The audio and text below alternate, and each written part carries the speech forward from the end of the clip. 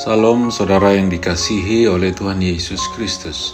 Saat ini kita akan belajar firman Tuhan yaitu dari kitab Yosua pasal 17 ayat 1 sampai 18. Namun sebelum itu kita berdoa terlebih dahulu. Bapa di surga, kami bersyukur ya Tuhan untuk hidup yang Engkau berikan bagi kami hari ini.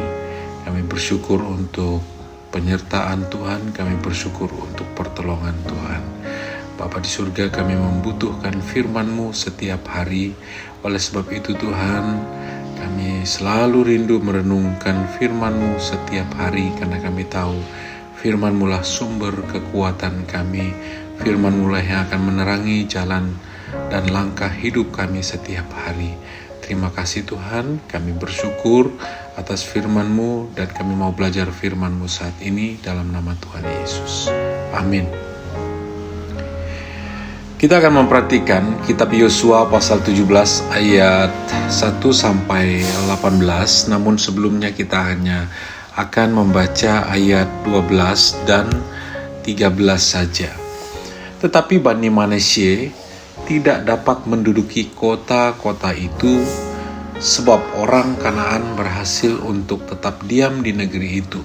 Setelah orang Israel menjadi kuat, orang Kanaan itu dibuatnya menjadi orang Rodi, tetapi tidaklah sama sekali mereka dihalaunya.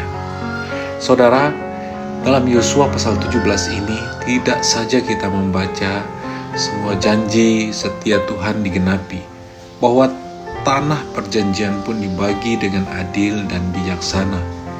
Semua suku Israel termasuk bagi yang tidak memiliki keturunan laki-laki juga beroleh warisan tanah.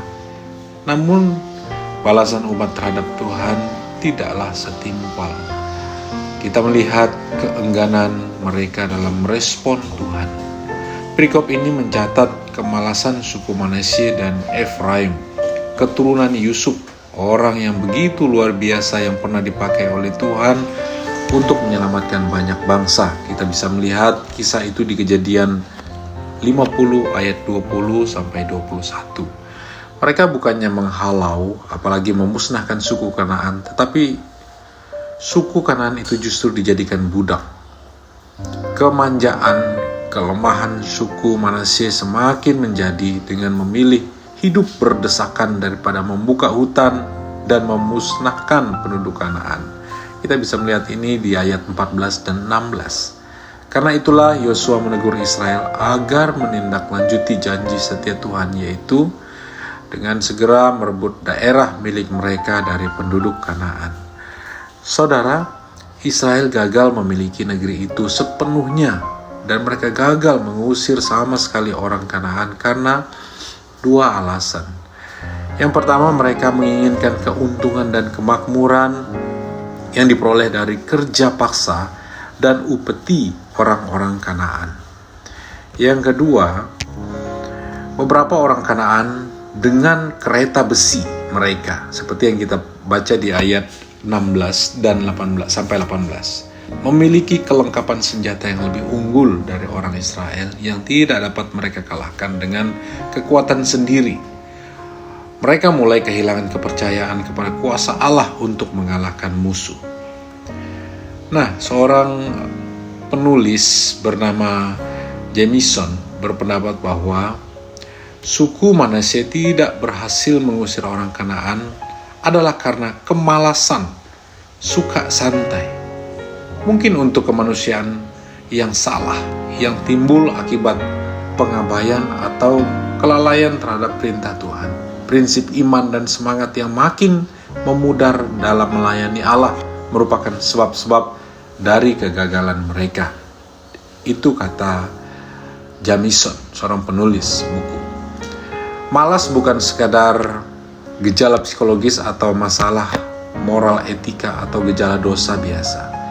Gaya hidup malas bukan hanya menyerang orang modern, tetapi juga Israel purba sesungguhnya menunjukkan gejala keropos rohani, yakni hidup yang tidak serius mengimani Tuhan.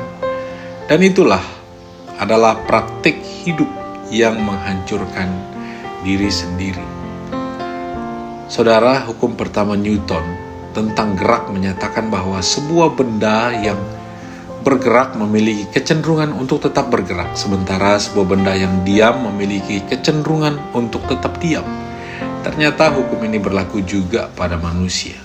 Saudara memiliki kecenderungan yang mana? Saudara yang diberkati oleh Tuhan, kemalasan dekat dengan hidup tidak beriman. Hanya dengan pertobatan, yakni kembali mengandalkan Tuhan, kemalasan bisa diatasi. Orang Kristen dapat kembali berfungsi, mewujud nyatakan maksud dan rencana Tuhan di muka bumi ini melalui kehidupannya yang rajin dan mengimani kesetiaan Tuhan. Saudara, kemalasan melanggar tujuan Allah bagi orang percaya, yaitu untuk melakukan pekerjaan yang baik.